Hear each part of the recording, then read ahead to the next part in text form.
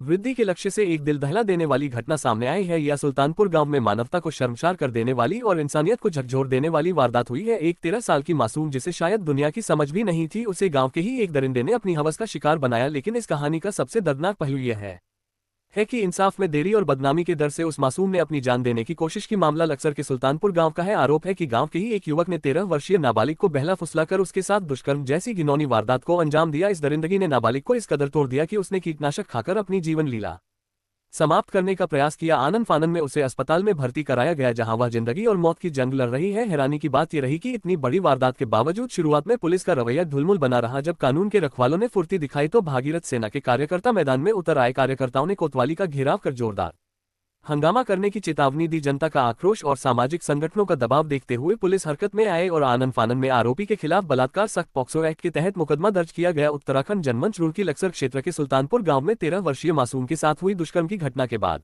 मैं आपके मीडिया के माध्यम से बता दूं, जिस तरह हमारा देश कहता है बेटी बचाओ बेटी पढ़ाओ, ये कहीं ना कहीं बहुत गलत शब्द है जिसका यूज नहीं हो रहा।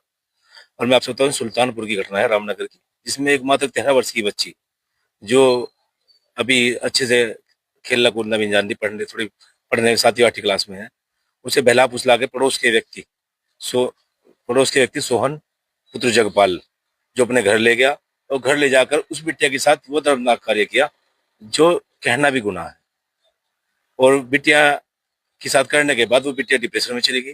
डिप्रेशन में जाने के बाद हमारे घर से, खुद हमारे भाई के घर से जो घर पे सामान था, चीजें रखी हुई थी, वे भी गायब होने लगी, पैसे भी गायब होने लगे। उसे ब्लैकमेल किया गया लड़की की तरह कि वो मानसिक दबाव आने के कारण उसने रात्रि में एसिड पी लिया।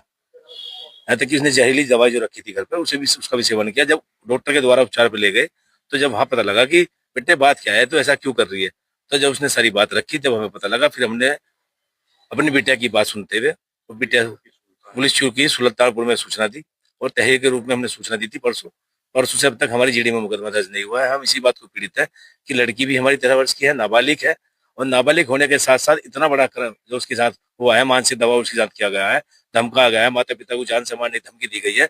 इतने बड़े पीड़न में भी प्रशासन कहाँ है? 24 घंटे हो गए, 48 घंटे हो गए, अब तक प्रशासन हमारा सहयोग क्यों नहीं कर रहा?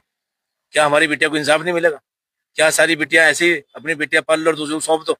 क्या हमें यही करना पड़ेगा? तो मैं आपके माध्यम से गुहार लगाता हूँ प्रशासन जल्द से जल्द अपनी आंखें खोल ले और इस मामले को संज्ञान में ले ले। अगर इस मामले में जरा सी भी ढील लापरवाही बरती जाती है तो फिर इसका जिम्मेदार प्रशासन खुद होगा, क्योंकि नाबालिग बिटिया के मामले में समाज चुप बैठने वाला नहीं है।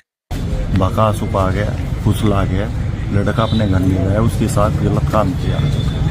उसके साथ गलत काम करने के बाद उसे टॉर्चर की गई। घर में से पैसा ये और उठाया, उसने बहुत ज़्यादा टॉर्चर की।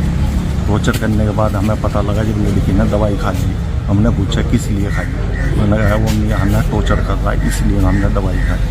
हमने सुल्तानपुर चौकी अपनी रिपोर्ट लिखी। रिपोर्ट लिखने के बाद वहाँ से हमें लक्सर थाने भेजा गया।